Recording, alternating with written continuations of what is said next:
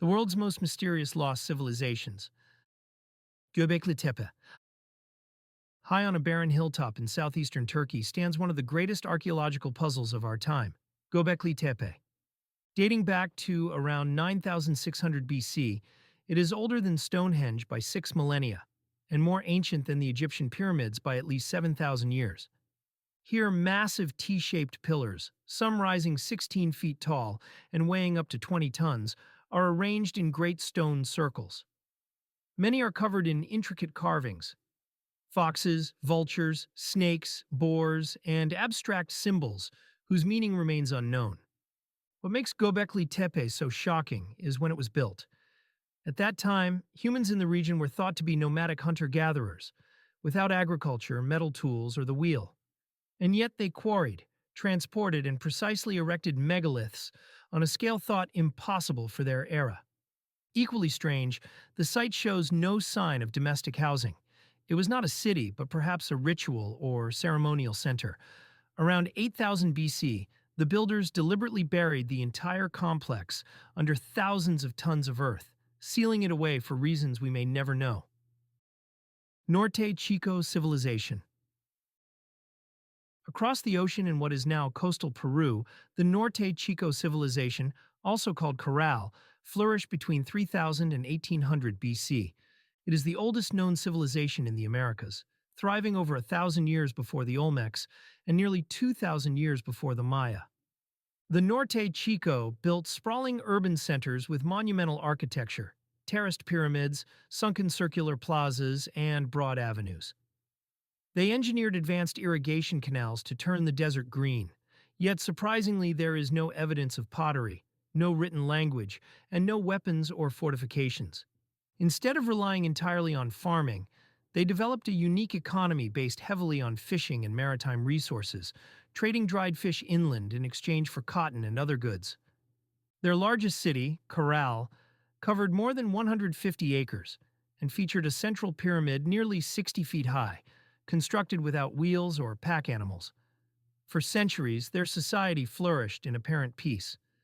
But by around 1800 BC, the cities were abandoned, perhaps due to climate shifts or resource depletion. Dilmun Kingdom. Mentioned in Sumerian and Akkadian texts as a land of purity and immortality, the Kingdom of Dilmun emerged around 3000 BC in the region of modern Bahrain, parts of Kuwait, and eastern Saudi Arabia. Dilmun was a vital crossroads of ancient trade, linking Mesopotamia with the Indus Valley. It exported copper, pearls, and dates, and imported exotic goods, such as ivory and lapis lazuli. At its height, it controlled shipping lanes in the Persian Gulf, making it one of the richest societies of its time. Thousands of burial mounds dot Bahrain's landscape, some simple, others monumental, suggesting a complex belief system and social hierarchy. Yet, strangely, few palaces or temples have been identified, leaving archaeologists guessing about the location of its political center. Sumerian mythology places the Garden of Eden in Dilmun, describing it as a paradise untouched by sickness or death. By the end of the second millennium BC, its power faded as trade routes shifted, and it became absorbed into the Babylonian and later Persian empires. The Sea Peoples. Around 1200 BC, a shadow fell over the eastern Mediterranean. A mysterious confederation of raiders, known to history as the Sea Peoples, launched devastating attacks on Egypt, the Hittites, and cities across the Levant. They appeared suddenly, arriving in ships, wearing feathered headdresses and wielding round shields, as depicted in Egyptian reliefs. Entire coastal cities were burned to the ground. This wave of destruction coincided with the Bronze Age collapse, a period when nearly every major civilization in the region fell. The Sea Peoples' origins remain hotly debated. Some scholars suggest they were displaced tribes from the Aegean or Western Anatolia. Others think they were refugees, fleeing famine and earthquakes. After Pharaoh Ramses III defeated them around 1177 BC, they largely vanished from history, their identity never conclusively proven. Tartessians. In the fertile lands of southwestern Spain, near the mouth of the Guadalquivir River, the kingdom of Tartessos thrived between 1200 and 500 BC. Described by ancient Greeks as fabulously wealthy, Tartessos was rich in silver, gold, and copper. They were master metalworkers and traders, dealing with both the Phoenicians and Greeks. Their legendary ruler, Arganthonios, is said to have reigned for 80 years, an extraordinary claim that has fueled speculation about their political stability and prosperity. Despite their fame in ancient accounts, no Tartessian capital city has been definitively located. Some believe it lies beneath the wetlands of the Guadalquivir Delta. They left inscriptions in a unique script that remains only partially understood. By the 5th century BC, Tartessos had disappeared, possibly crushed by the rising power of Carthage or undone by environmental changes to their river system. Lycians. In the rugged mountainous coastline of southwestern Anatolia lived the Lycians, a people known for their independence, artistry, and unusual social customs. First mentioned in Hittite records of the 14th century BC, they developed a culture that traced family lines through the mother rather than the father, a rarity in the ancient world. They spoke their own language and wrote in a unique script that has only been partially deciphered. Their most striking legacy is their rock-cut tombs, carved high into limestone cliffs, often shaped like wooden houses or temples, suggesting a belief that the dead needed a home in the afterlife. The Lycians organized themselves into a democratic federation known as the Lycian League, which the Romans later praised as a model of governance.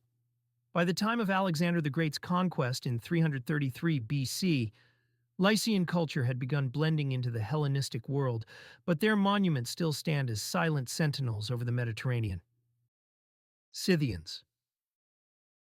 From the 9th to the 2nd century BC, the Scythians ruled the Eurasian steppe from the Black Sea to Central Asia. They were nomadic horse archers, feared and respected by the great empires of their time. The Scythians left no written records of their own, but their frozen burial mounds, or kurgans, have preserved extraordinary finds: elaborately worked gold jewelry, finely crafted weapons, embroidered clothing, and the mummified remains of their warriors and horses. Greek historians describe them as fierce, but also skilled in diplomacy, trading with Athens and Persia while raiding their enemies. They practiced complex burial rites, sometimes sacrificing horses and attendants to accompany their leaders into the afterlife. By the 2nd century BC, they were gradually displaced by other nomadic groups, their cultural identity dissolving into history. Mississippian culture.